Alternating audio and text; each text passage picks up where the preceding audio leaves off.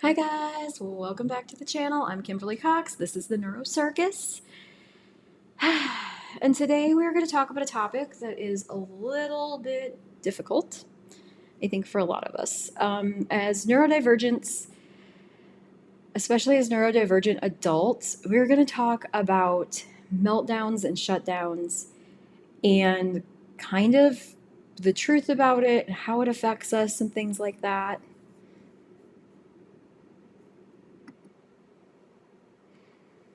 So I want to start this off by saying this is a tough video. This is, one of those videos where like it's taking a lot out of me just to film it. I'm also playing around with some new software for recording. So let's see how we do on this. Okay. So the truth about meltdowns, all right? Yesterday I had what I could only describe as like a meltdown shutdown situation. To give you some context, you guys know I do all the things, right? So, I'm in school myself. My kids are online public schooled. Um, there's there's just lots of stuff always going on all the time, right? I run a business, housework, all the stuff. So, I Friday night I had a pool party with the kids Friday evening or afternoon and evening. So that was kind of a lot going on, a lot of people here, a lot of action, whatever. And then fast forward into Saturday, I helped out, volunteered at a family fun festival all day. It's been hot. It was in the 90s, crazy. Sunday, I pretty much kicked butt trying to do some cleaning and plan some stuff and kind of rearrange my schedule and figure out everything. So I was pretty proud of myself on Sunday. Yesterday came and I had only slept 3 hours. I was exhausted. I was tired. Everything just was whatever. And I'm like, I have to record.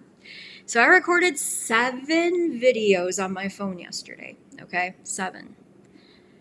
I was tired. I was burned out. I was hitting a wall. In fact, when you listen to the recordings of that, I will tell you on my last video, I'm hitting the wall. That's why I'm trying to get it in.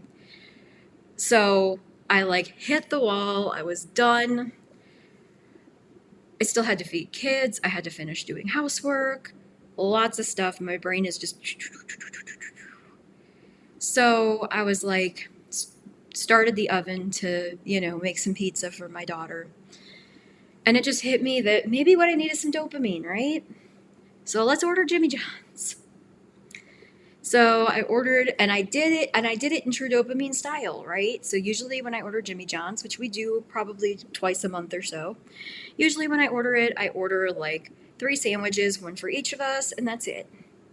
This time I ordered 3 sandwiches, 3 brownies, and 3 large sodas. I was like, I'm getting all the sugar, all the caffeine, all of these dopamine stuff because I freaking need this. So I got it, came, my oldest and I ate, and we were waiting for for an Amazon package to come. So I was like, okay, we're gonna wait for this. I'm gonna take a nap because I just can't anymore. So I went and lay down. And when I woke up, Amazon was about there, so I'm waiting for them. I got the stuff. My daughter was all excited because she got one of her birthday presents that she's been waiting for a while now. I put my calendar up on the refrigerator. Here, I will show you guys. So that's the calendar that I got. And you can see up at the top all of the things that we have going on. Okay.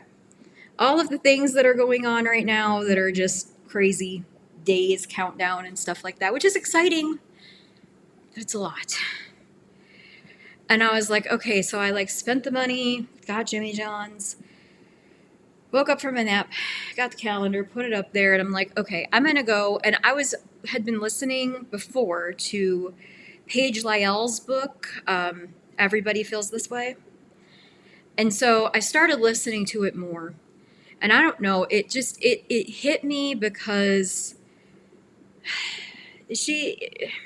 when she finally got her diagnosis, it's like she started to realize, like, I don't have to fake being me for everybody else. Like, they should just understand that sometimes I'm not going to be this person, and sometimes I'm going to have moments, and I'm allowed to do that now. And it like hit me, and I just started like crying. And then a friend of mine sent me a text, and that made it even worse.